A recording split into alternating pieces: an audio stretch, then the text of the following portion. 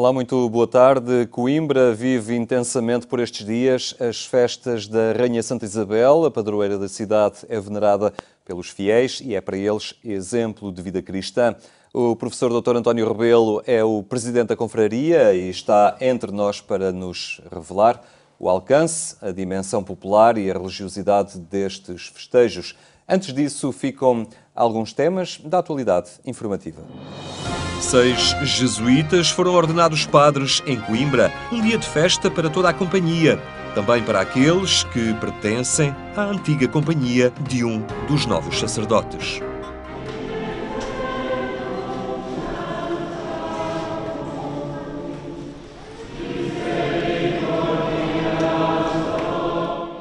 Cada um dos novos sacerdotes tem um itinerário vocacional diferente. Paulo Duarte foi percebendo que os percursos que a atividade profissional exigia não eram definitivos e foi descobrindo numa caminhada vocacional que a vida não só lhe reservava outro destino, como pedia para mudar de companhia. Comecei um percurso de discernimento, mais ou menos durante um ano, e aí percebi que tinha que me despedir de uma companhia para entrar noutra companhia.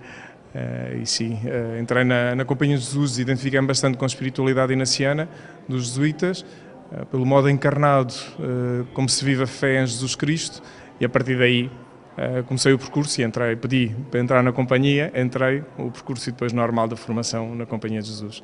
Prometes ao Bispo diocesano e ao teu legítimo superior reverência e obediência? Prometo.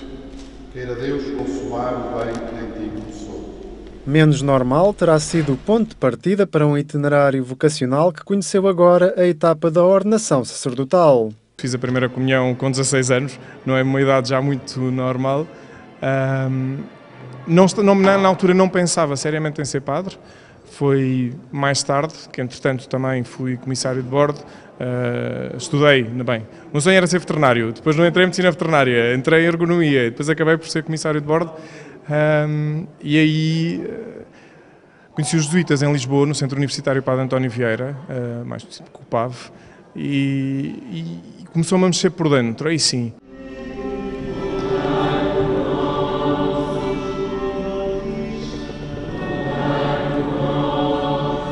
O dia da ordenação é também para recordar o início da vocação, fixar os sinais que conduzem à certeza de querer ser padre, que são sempre específicos de cada percurso vocacional. Eu comecei a fazer uma experiência de Deus também mais forte na minha vida, mais intensa, mais continuada.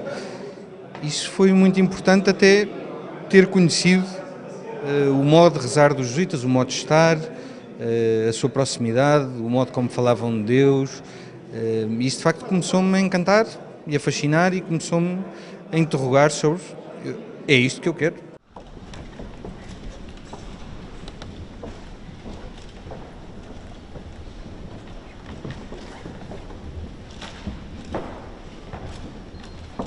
Para a Companhia de Jesus, este é um momento de festa em Portugal. 6 novos jesuítas vão responder a vários campos de missão.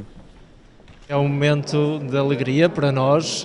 Por acaso este ano coincidiu serem 6, os anos anteriores os números não são assim tão expressivos, mas mais do que o número 6 ou 5, o que fosse, é a alegria pelo reconhecimento que há novos jesuítas que vão ficando prontos para assumir diferentes missões. A celebração das ordenações sacerdotais decorreu na Sé Nova de Coimbra, sob a presidência do Bispo da Diocese. Na homilia da missa, concelebrada por dezenas de jesuítas portugueses e estrangeiros, Dom Virgílio Antunes desafiou os novos padres a fazerem da sua vida caminho de encontro com Cristo, reservando um lugar muito especial para os pobres e os pecadores. Hoje fala-se de fronteiras, quais são os campos de missão que o momento presente nos pede para que o Evangelho se torne uma boa palavra, uma boa nova neste tempo. Desafios a concretizar pelos sacerdotes agora ordenados, novos colaboradores de uma companhia que quer dar a conhecer Jesus no contexto atual. Dom António Vitalino defende a saída de mão de obra qualificada também no interior da Igreja Católica para acompanhar as comunidades migrantes.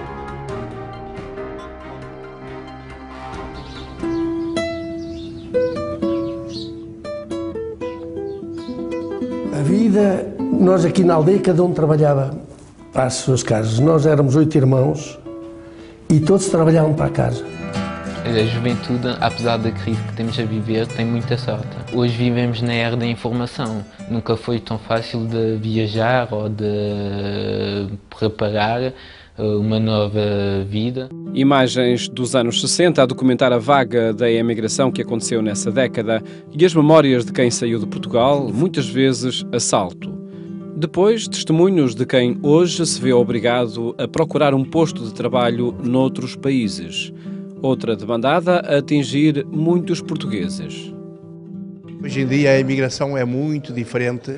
Nos anos 60 tínhamos também a guerra colonial, tínhamos, portanto, os jovens que tinham que fazer o serviço militar obrigatório e também havia a pobreza e depois havia o princípio da mecanização da agricultura, sobretudo nas grandes áreas agrícolas, como no Alentejo, muitos ficaram desempregados. Hoje, outros tantos deparam-se com a obrigação de emigrar, mas em contextos diferentes. Hoje em dia é muito diferente. A imigração é transversal em todas as idades, em todas as profissões e, portanto, ainda bem que a Europa tem estas possibilidades. Situações que passam pelo documentário de João Santos Duarte, emitido pela Rádio Renascença. A grande demandada compara as vagas de imigração dos anos 60 com as atuais, para concluir que a mobilidade está na identidade dos portugueses, mesmo que assuma características específicas de acordo com situações económicas e sociais. Hoje um jovem aqui não tem qualquer objetivo futuro. A imigração é algo de estrutural na sociedade e no nosso país. E foi algo que me fui apercebendo também no processo de construção deste trabalho e em toda a preparação no terreno e trabalho de campo, é que de facto a imigração é algo que diz, que toca a toda a gente, não é? Todos nós temos um familiar que está fora do país, um amigo, todos conhecemos alguém que saiu no passado ou que está a pensar em sair do país. O encontro dos secretariados diocesanos das migrações quis analisar este ano o impacto que estão a ter as saídas de portugueses nos últimos anos. E repetem-se os diagnósticos nos diferentes pontos do país. Nós não sabemos ao certo quem é que está a sair, para onde, mas ouvimos os nossos amigos que dizem que vai este, vai aquele, está um ali, outro acolá. E da experiência que temos, do que sabemos que pode acontecer num contexto migratório, tentamos fazer chegar a informação aos cidadãos. Alguns dos nossos emigrantes, neste momento, têm idade de avós, ou seja, conheço alguns casos em que as pessoas, um caso concreto, que estou a recordar, em que a pessoa não imaginava, nem de perto nem de longe, ter de emigrar, daqueles trabalhos mais ou menos temporários, por empresas que os contratam e que vão estar durante N tempo, e depois regressam, e depois neste vai e vem. Como no resto do país, é uma imigração intensa, uma imigração que atinge também muitos jovens, e tendo ali um polo universitário e muitos institutos também, portanto, muitos jovens licenciados ou com formação superior. A Igreja Católica não pode ficar indiferente a esta nova vaga da imigração. Para Dom António Vitalino, a saída de portugueses, nomeadamente qualificados, deve motivar as lideranças eclesiais a assumirem uma atitude missionária de saída, também no que respeita à mão de obra qualificada. Todas as dioceses, enquanto tiverem esta mentalidade de apenas ocupar lugares, que tem dificuldade em deixar que as pessoas, também o clero, seja mais móvel, que a sua mão de obra qualificada também vá para os lugares onde ela é mais precisa. Nós temos que nos reestruturar, temos que adotar também esta mentalidade missionária, não de uma maneira anárquica, mas de uma maneira organizada. No documento conclusivo do encontro dos secretariados diocesanos das migrações, denunciam-se situações de exploração laboral e tráfico de pessoas como consequência da crise económica. O encontro teve como tema "Longe é mais perto do que imagina" e congregou 40 delegados das dioceses portuguesas, 4 representantes das missões católicas de língua portuguesa de Andorra, África do Sul, França e Holanda e os coordenadores da Capelania dos Africanos e da Capelania Nacional de Imigrantes Ucranianos. O presidente da Caritas Portuguesa afirma que o país não tem condições para cumprir o pacto orçamental com que se comprometeu e não resiste a uma política de austeridade que impede o crescimento. À margem do Fórum de Desenvolvimento Institucional da Caritas Europa, que se reuniu em Setúbal, Eugénio Fonseca recomenda cautela ao otimismo com que alguns nos anunciam o crescimento e a retoma económica do país. O presidente da Caritas portuguesa lembra que a saída limpa manchou muitos portugueses. Esta saída limpa deixou manchada a vida de muita gente.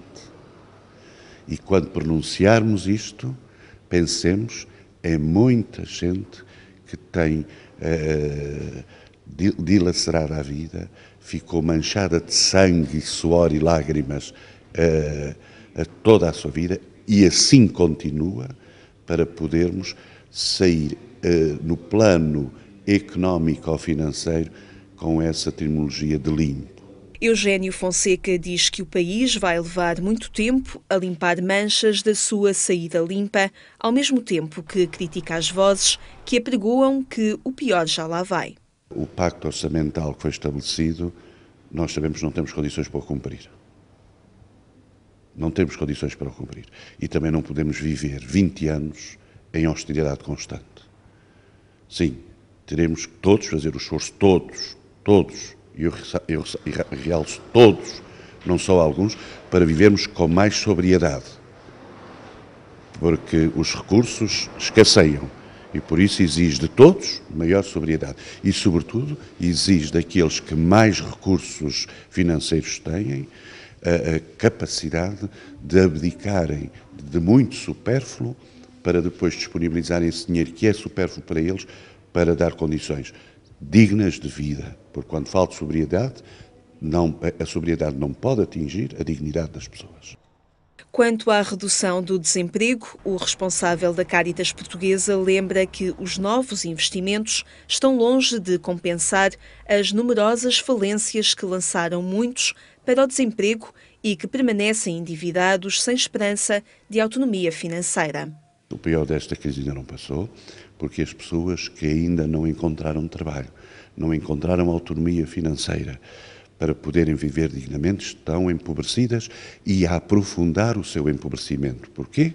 Porque estão a ficar mais endividadas. A Caritas notou uma redução no número de novos casos que pedem auxílio, mas verifica que as situações referenciadas que recebem o seu apoio são mais frequentes e permanecem sem soluções que lhes permitem inverter a situação de pobreza.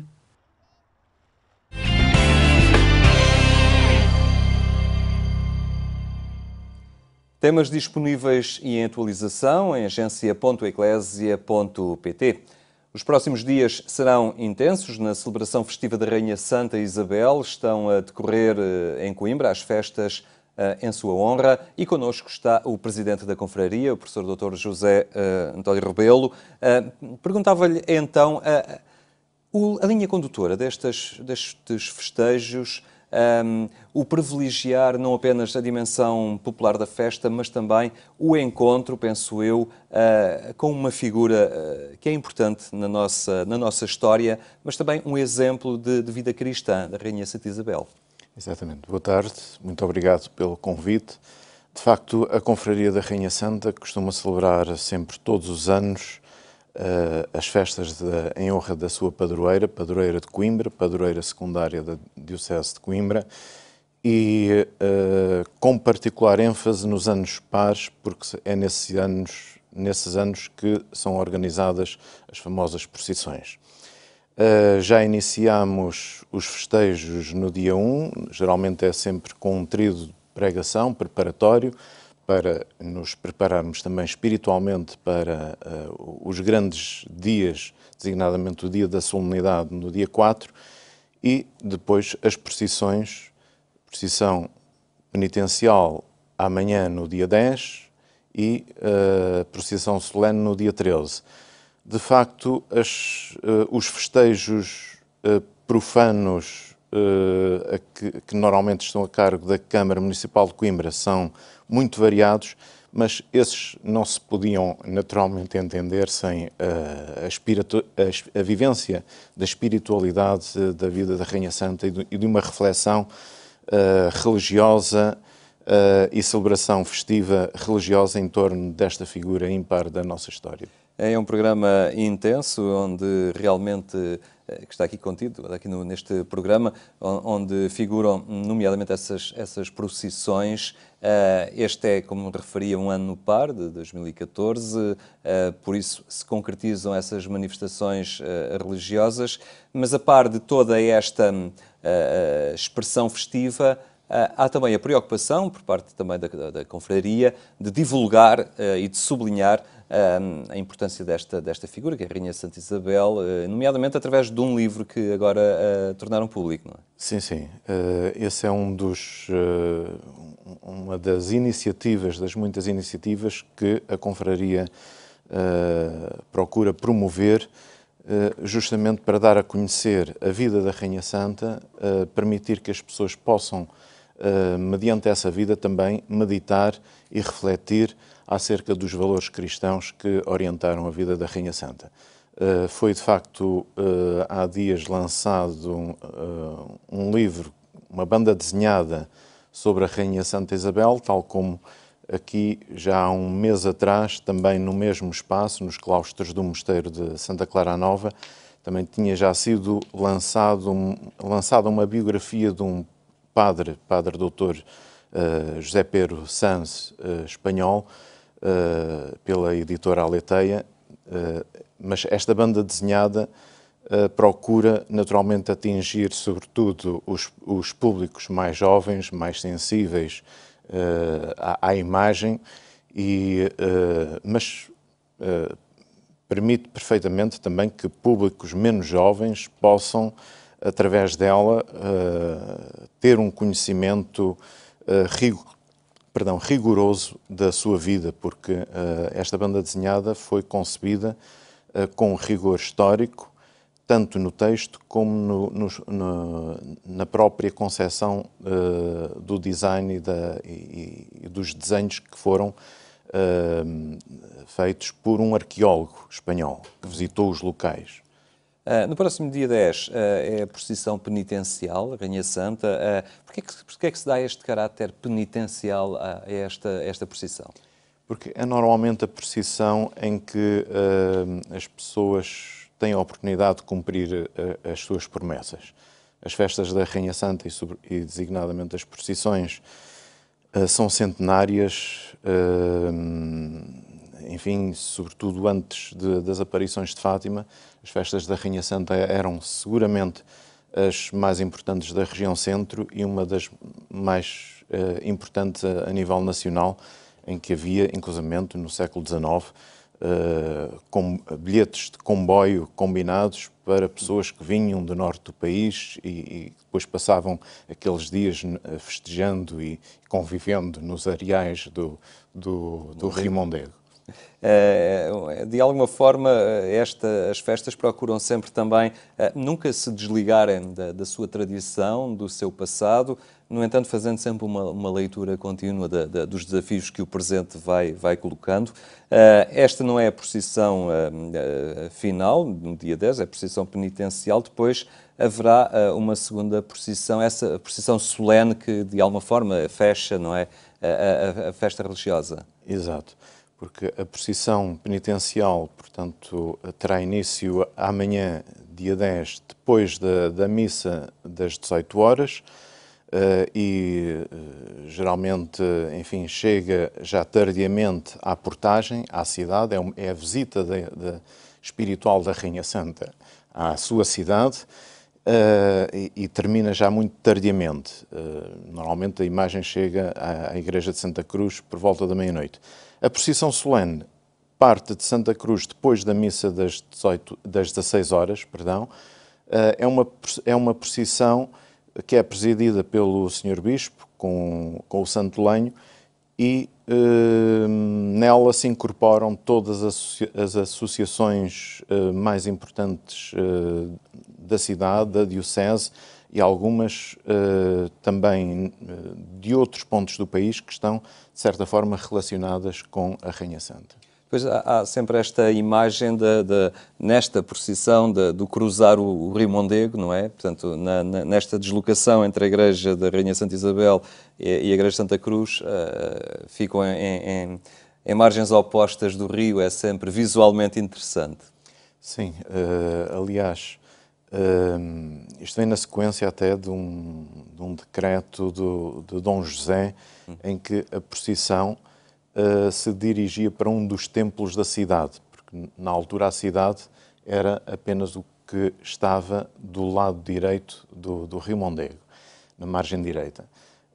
E tanto mais que na procissão da penitência, os cavaletes são colocados, metade em terra firme, metade ainda na ponte, justamente à entrada da cidade, onde a imagem da cidade, da Rainha Santa, recebe a saudação, uma saudação proferida por um sacerdote e depois acompanhada pelo coro dos antigos orfeonistas da Universidade de Coimbra.